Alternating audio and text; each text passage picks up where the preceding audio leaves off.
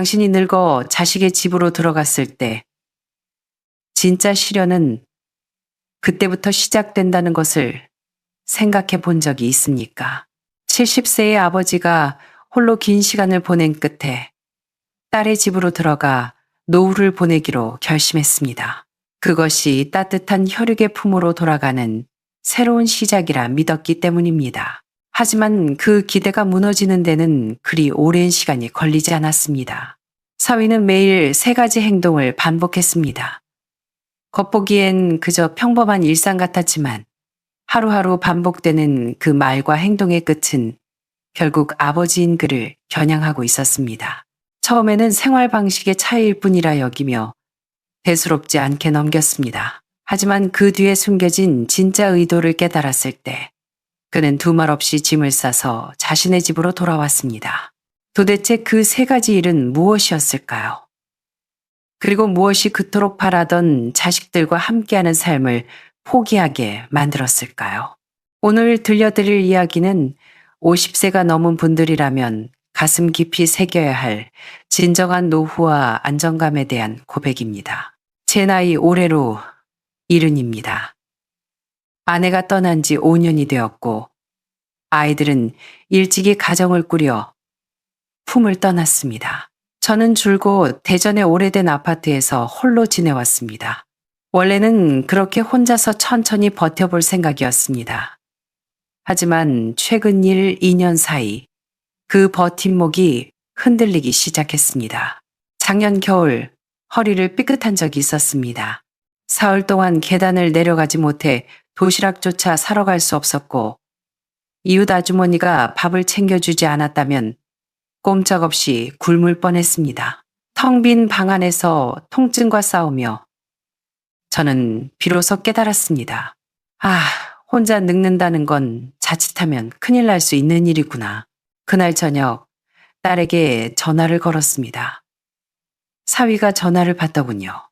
원래는 그저 안부나 물으며 적적함을 달래고 싶었을 뿐인데 사위가 갑자기 말했습니다. 장인어른, 차라리 저희 집으로 오셔서 같이 사시죠.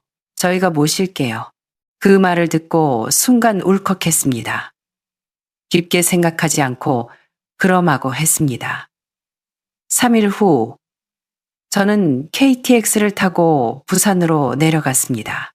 짐 가방을 끌고 가면서 새로운 삶은 좀 더 편안하고 따뜻하지 않을까 하는 기대를 품었습니다. 딸 부부는 시 외곽에 있는 지은 지 10년 정도 된 아파트에 살고 있었습니다. 방 셋에 거실 하나, 대추를 끼고 산 그들의 보금자리였습니다. 딸은 초등학교 행정실에서 일하며 일찍 나가 늦게 들어왔고 사위는 자동차 정비 공장의 관리자로 일했습니다. 손자는 막 대학에 들어갔고요. 겉보기에 새 식구의 삶은 넉넉지는 않아도 평온해 보였습니다. 하지만 문을 열고 들어서자마자 묘한 위화감이 들었습니다. 집안은 생각보다 훨씬 좁았습니다. 거실에는 커다란 TV가 있었고 한쪽에는 뜯지 않은 택배 상자, 주방 가전, 접이식 침대 같은 잡동사니가 쌓여 있어 짐을 내려놓자 몸을 돌릴 틈도 없었습니다. 사위가 멋쩍게 웃으며 말했습니다. 장인어른, 여기서 지내시려면 좀 좁더라도 이해해 주셔야 해요. 요즘 소형 아파트가 다 이렇잖아요. 저는 그저 고개를 끄덕일 수밖에 없었습니다. 딸은 저를 옷방 드레스룸으로 안내했습니다. 그곳엔 접이식 침대 하나, 희미한 전등 하나, 그리고 작은 선풍기 하나가 놓여 있었습니다. 문에는 사적인 공간, 출입 금지라고 적힌 스티커가 아직 떼어지지 않은 채 붙어 있었고 바닥에는 정리되지 않은 여행 가방과 여분의 이불이 널려 있어 마치 창고를 급하게 비워 만든 자리 같았습니다. 아빠, 여기가 좀 좁긴 해도 조용해서 주무시기엔 좋을 거야. 딸의 목소리는 다정했지만 저는 아무 말 없이 침대가에 앉아 방을 둘러보았습니다. 마음속에서 내가 와서 짐이 되는 건가 라는 말이 목구멍까지 차올랐지만 꼭 삼켰습니다. 첫 저녁 식사 시간. 식탁에는 생선구이와 나물볶음, 된장찌개가 올라왔습니다. 제가 혼자 해먹던 것보다 훨씬 훌륭한 밥상이었습니다. 사위는 밥을 먹으며 말했습니다. 오늘 식사가 꽤 푸짐하죠. 장인어른 오셨다고 신경 좀 썼습니다.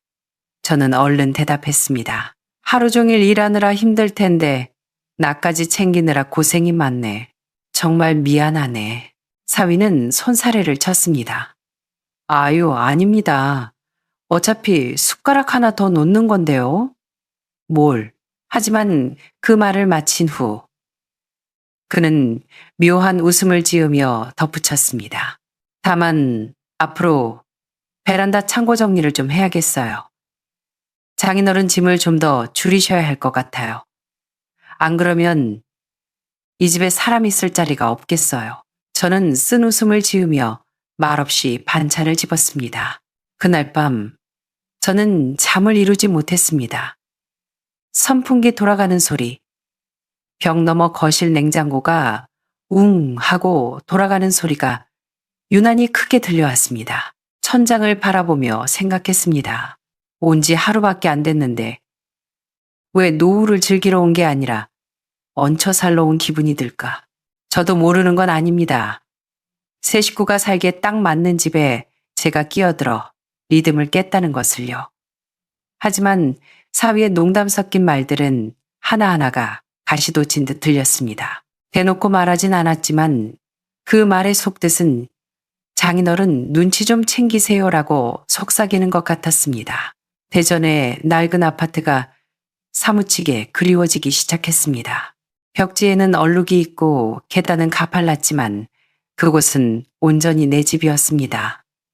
적어도 공간을 차지한다고 눈치 주는 사람은 없었으니까요. 하지만 스스로에게 되뇌었습니다. 이제 겨우 첫날이야. 너무 성급하게 판단하지 말자. 하지만 진짜 문제는 그 뒤에 있었습니다. 처음 일주일은 그런대로 평온했습니다. 딸은 매일 아침 출근 전에 죽이나 토스트를 챙겨주었고 사위도 퇴근하면 안부를 묻곤 했습니다. 비좁은 방에 살며 압박감을 느꼈지만 그들이 저를 받아주었다는 사실만으로도 위안을 삼으려 했습니다. 그러나 시간이 지날수록 이상한 점을 발견했습니다. 사위가 매일 똑같은 세 가지 일을 반복한다는 것이었습니다. 첫 번째는 집이 너무 좁다는 말을 달고 사는 것이었습니다. 그는 거의 매일 집에 들어오자마자 신발을 벗으며 혼잣말처럼 중얼거렸습니다. 아, 이 집은 정말 너무 좁아 터지겠네. 저 창고에 쌓인 짐들을 다 어디로 치워야 할지 때로는 밥을 먹다가도 툭 던졌습니다. 이 식탁도 좀 더 작았으면 우리 밥 따로 먹어야 했겠어요. 장인어른, 저쪽 짐 좀 더 정리해 주실 수 있죠? 안 그러면 진짜 발 디딜 틈도 없겠어요. 저에게 직접 화를 내는 건 아니었지만 대화의 주제는 항상 공간 부족을 맴돌았습니다. 마치 당신은 이 집 식구가 아닙니다라고 끊임없이 상기시키는 것 같았습니다. 저는 점점 더 조심스러워졌습니다. 아침에 일어나면 접이식 침대를 꼼꼼히 개어놓고 세면도구도 방으로 가져왔습니다. 저녁 식사 후에는 제 밥그릇을 가장 먼저 치웠습니다. 밥그릇 하나 더 씻는 게 귀찮다고 생각할까 봐서요. 두 번째는 돈 이야기였습니다. 그는 돈 이야기를 거칠게 하지 않고 아주 교묘하게 했습니다. 식사 후에 관리비 고지서를 들고 중얼거리는 시기였습니다. 이번 달 전기요금이 또 최고치를 찍었네. 에어컨을 안 끄고 다녔나? 요즘 물가가 이렇게 올라서야 한 달 고정 지출이 정말 부담스럽네. 그러고는 딸을 보며 말했습니다. 당신 회사에서 월급 올려줄 힘이 없어? 아니면 장인어른 쪽에서 신청할 수 있는 노인 지원금 같은 거 없나? 딸은 항상 알뜰하게 살겠다고 그를 달랬지만 저는 그 목소리에서 남편의 기분을 거스를까봐 전전긍긍하는 게 느껴졌습니다. 한 번은 제가 샤워를 좀 오래 해서 욕실에 김이 꽉 찬 적이 있었는데 다음날 아침 사위가 무심한 듯 말했습니다. 장인어른 너무 뜨거운 물은 혈압에 안 좋대요. 그리고 저녁에 그렇게 씻으면 가습이랑 수도새도 꽤 나오거든요. 저는 고개를 숙이고 밥만 먹었습니다. 대꾸할 용기가 나지 않았습니다. 세 번째는 손자를 깎아내리는 것이었습니다. 지방사립대에 들어간 평범한 손자는 저와 거의 대화를 하지 않았습니다. 그런데 사위는 밥상머리에서 자주 불평했습니다. 난 진짜 제가 방구석에서 뭘 배우는지 모르겠어. 저런 실력으로 나중에 취직이나 하겠어? 나중에 누구한테 기생하려고? 나한테? 당신한테? 아니면 할아버지한테? 이 말을 할 때마다 사위는 힐끔 저를 쳐다보았습니다. 마음이 욱신거렸습니다. 하지만 마침내 깨달았습니다. 그는 집 이야기, 관리비 이야기, 손자 이야기를 하는 게 아니었습니다.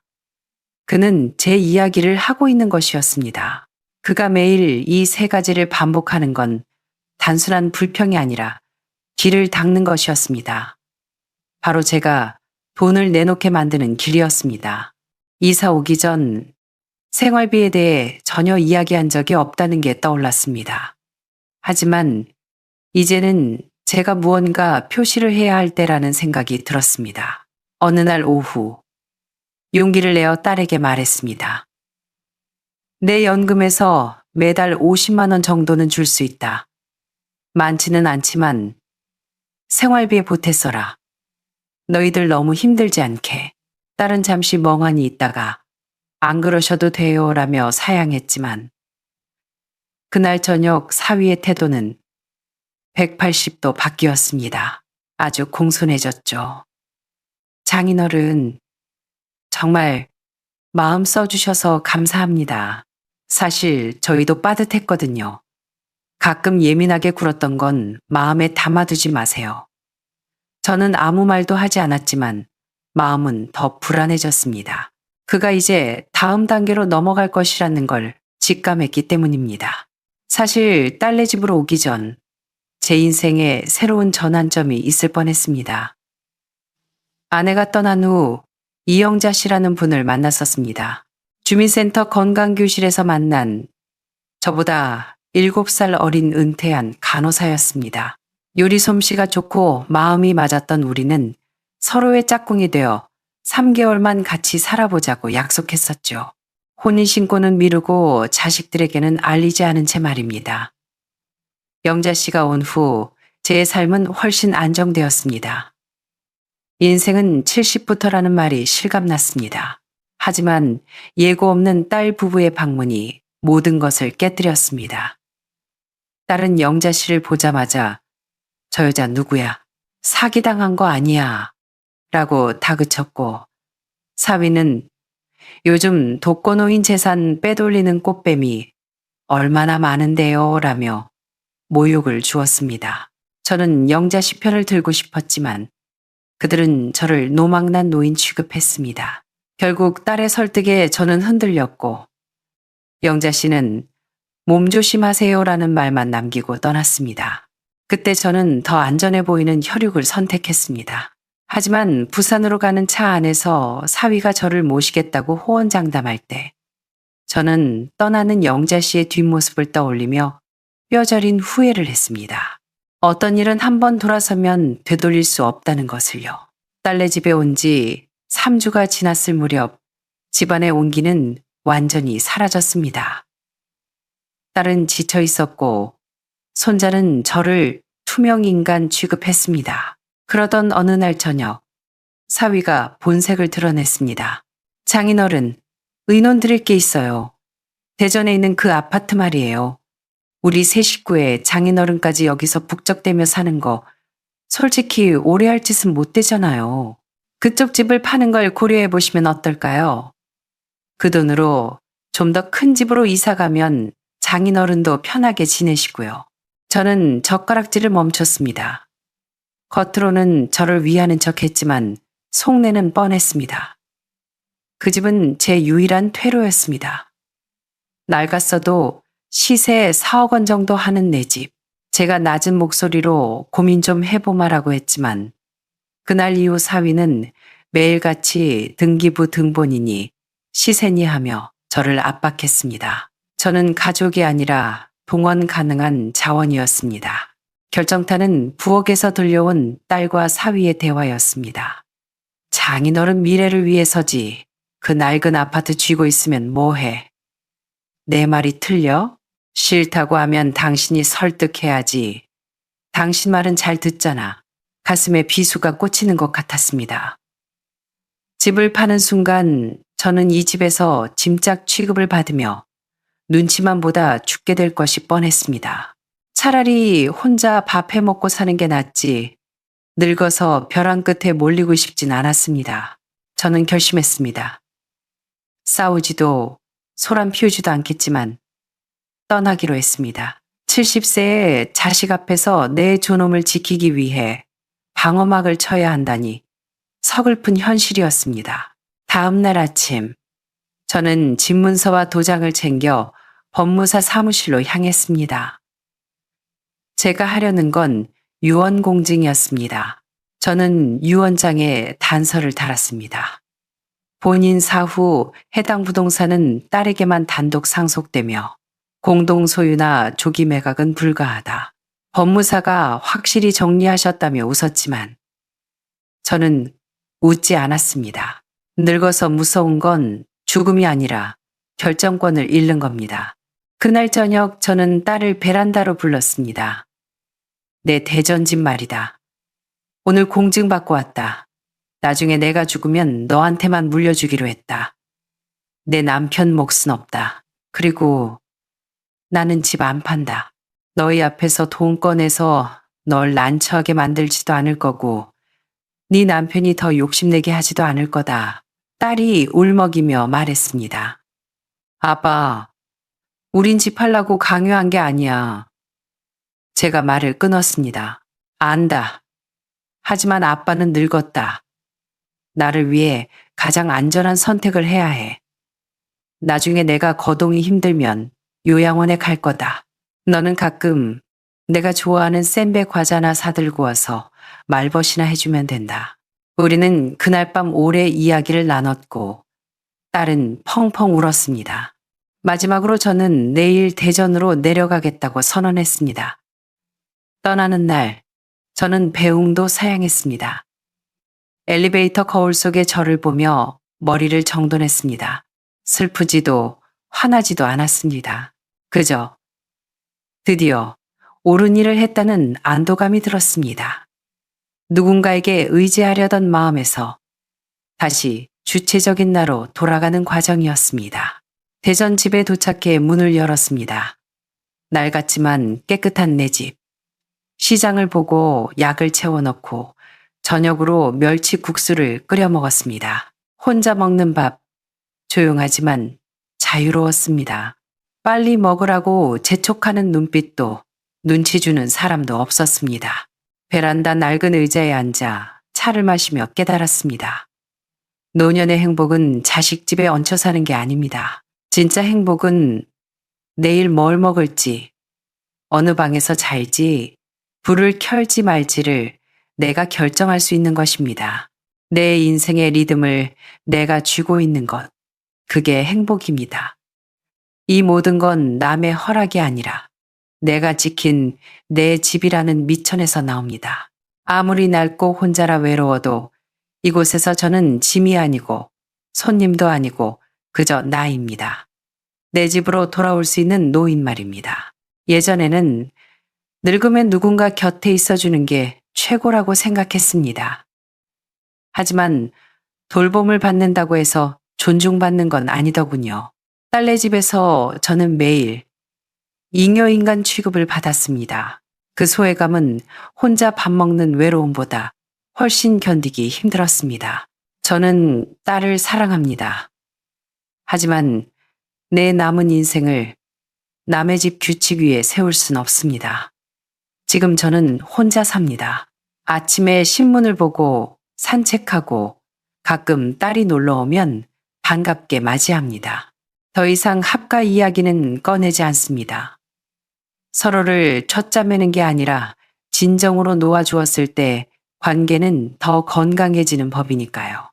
인생의 끝자락에서 누군가 제게 이 삶이 가치 있었냐고 묻는다면 저는 그렇다고 답할 겁니다. 왜냐하면 마지막 순간까지 저는 제 인생의 주인이니까요. 여러분이라면 어떤 선택을 하시겠습니까? 자녀의 집으로 들어가시겠습니까? 아니면 나만의 공간과 생활을 지키시겠습니까? 늙어서 후회 없는 삶, 우리 함께 고민해 봅시다. 뉴스는 살신성인 기사, 승객 구하고 희생이라는 헤드라인으로 하루 종일 보도했습니다. 하지만 김 기자 씨는 그 뉴스를 보지 못했습니다. 오후 5시 아들의 전화가 없어 먼저 걸었을 때 받지 않자 불안감을 느꼈습니다. 그리고 모르는 번호로 전화가 걸려왔습니다. 박지훈 씨 어머님 되시죠? 여기 병원입니다. 그녀는 전화기를 세탁기 속에 떨어뜨렸습니다. 그날 밤 영안실에서 차갑게 식은 아들을 보며 그녀는 울부짖었습니다. 의사는 즉사해서 고통은 없었을 거라고 말했습니다. 그 말을 듣고 그녀는 실신했습니다. 장례 후 여행사 보상금과 생명보험금, 산재 보상금까지 합쳐 총 3억 원에 달하는 거액이 나왔습니다. 양복 입은 직원이 수표를 내밀며 아드님 위로금입니다. 라고 했을 때 그녀는 소리쳤습니다. 내 아들이 돈으로 보이냐? 우리 지훈이는 돈으로 못 받고. 그녀는 수표를 받지 않으려 했지만 결국 주위의 도움으로 전액 현금으로 인출했습니다. 돈이라도 보고 만져야 지훈이가 곁에 있는 것 같아.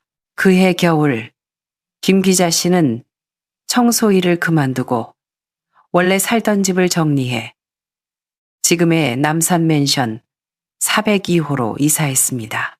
아들이 어릴 때 살았던 동네였고 아무도 그녀를 모르는 곳이었습니다. 그녀는 그 3억 원이 든 가방을 들고 그 집으로 들어갔습니다. 그때부터 김 기자 씨의 인생은 두 동강 났습니다. 아들을 키우던 가난했던 시절, 그리고 아들을 지키는 고독한 시절. 처음 1년은 돈을 비닐에 싸서 보관했습니다. 날짜와 금액을 적어서요. 2년 차부터는 장부를 만들어 번호를 기록했습니다. 그녀는 은행원은 아니었지만 이 지폐들의 수명을 늘리기 위해 필사적이었습니다. 그녀는 그 돈을 한 푼도 쓰지 않았습니다. 생활비는 오로지 노령연금과 모아둔 쌈짓돈으로 해결했습니다. 찬물로 씻고 불도 켜지 않고 살았습니다. 3년 차 되던 해 장마철 집안에 곰팡이가 피기 시작했습니다. 돈 봉투를 열었을 때 지폐에 검은 반점이 생긴 걸 보고 그녀는 경악했습니다.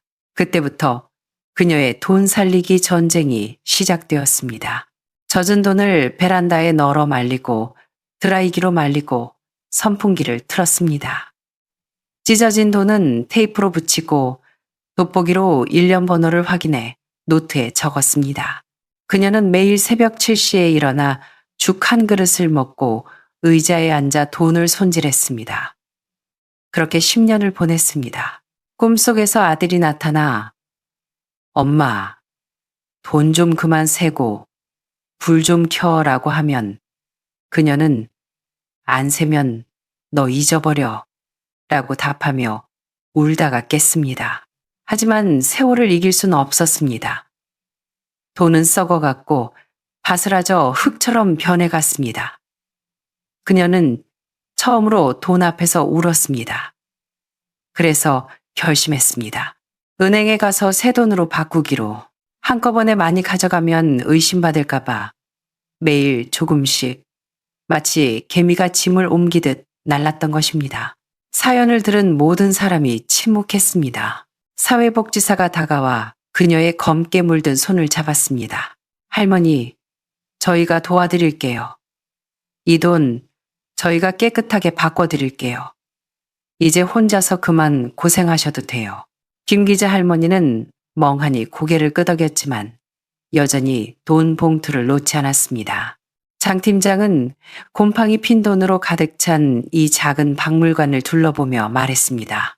전문업체 불러서 방역하고 돈은 은행이랑 협조해서 전액 감정 및 교환 절차 밟도록 합시다. 김 기자 씨 사건이 알려진 날 밤 아파트 단톡방은 4시간 동안 쥐 죽은 듯 조용했습니다. 아무도 그녀를 욕하지 않았고 냄새 타령도 하지 않았습니다. 최 여사는 조용히 단톡방을 나갔습니다. 박 여사는 밤늦게 우리가 너무했네라는 메시지 하나를 남겼습니다. 다음 날부터 전문 청소업체가 투입되어 3일 만에 곰팡이와 악취를 제거했습니다. 은행은 최종적으로 약 2억 7,500만 원을 새 돈으로 교환해 주었고 나머지는 훼손이 심해 판독 불가 판정을 받았습니다. 할머니는 그 소식을 듣고 덤덤히 고개를 끄덕였습니다. 운명이 걷어간 거야. 그 후 아파트 분위기는 미묘하게 변했습니다. 누군가 그 할머니 돈이 3억 가까이 된대라고 말하자 자칭 자산관리사라며 접근하려는 사람들이 생겨났습니다. 이웃 중에서도 갑자기 친한 척하며 반찬을 가져다 주는 사람들이 늘었죠. 이를 감지한 장 팀장은 다시 아파트를 찾았습니다. 이번엔 제복이 아닌 사복 차림으로 사회복지사와 함께였습니다. 그는 주민회의를 소집해 단호하게 말했습니다. 김 기자 어르신은 정신적으로 매우 건강하시며 모든 재산은 합법적인 유산입니다. 누구든 어르신의 재산을 노리고 접근하거나 유도하는 행위가 발견되면 즉시 법적 조치를 취하겠습니다. 그리고 그는 경찰서에서 준비한 작은 감사패를 꺼냈습니다. 모성애로 지켜낸 10년의 시간, 그 숭고한 뜻을 기리며 집으로 돌아온 김 기자 할머니는 이제 깨끗해진 방 안에서 아들이 야시장에서 뽑아줬던 낡은 등나무 의자에 앉아 있습니다. 그녀는 교환한 돈 중 1억 원은 노후 자금과 간병비로 예치하고 나머지 전액을 아들이 다녔던 중학교에 장학금으로 기부했습니다. 기부 조건은 단 하나. 기부자 이름을 밝히지 않는 대신 강당벽에 이 문구를 새기는 것이었습니다. 박지훈 장학금. 꿈을 향해 달리는 모든 아이들에게 내가 죽으면 아무것도 없잖아. 돈도 사람도 10년이 지나서야 알았어. 잡을 수 없는 건 돈이 아니라 시간이라는 걸. 할머니는 창밖으로 들어오는 햇살을 받으며 눈을 감았습니다. 이제 지훈이도 보내주고 남은 시간은 나를 위해 살아야지. 10년 동안 닫혀있던 창문이 활짝 열렸습니다. 그곳으로 들어온 빛은 퀴퀴한 곰팡이 냄새도 외로움도 그리고 차마 말하지 못했던 어머니의 한한도 조금씩 씻어내고 있었습니다.